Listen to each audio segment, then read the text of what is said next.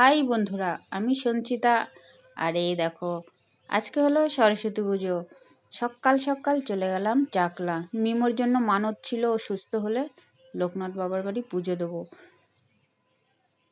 সকাল সকাল দেখো কত ফাঁকা, আর গিয়ে দেখছি বেলুন দিয়ে সাজানো।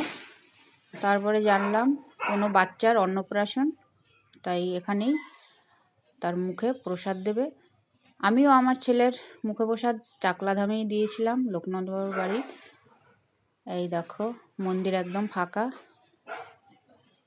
এই দেখো পুরোহিত মশাইকে বললাম যে পুজোটা করিয়ে দিন, তো একদমই ফাঁকা।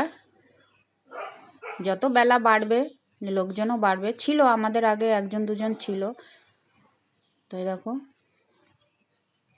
ব্রাহ্মণ মশাই পুজো দিচ্ছেন, পুরোহিত মশাই। তো আমরা এখান থেকে পুজো দিয়ে বাড়ি ফিরবো। বাড়ি ফিরে আমি আবার ডিউটিতে বেরোবো। 7:30টায় বেরিয়েছি।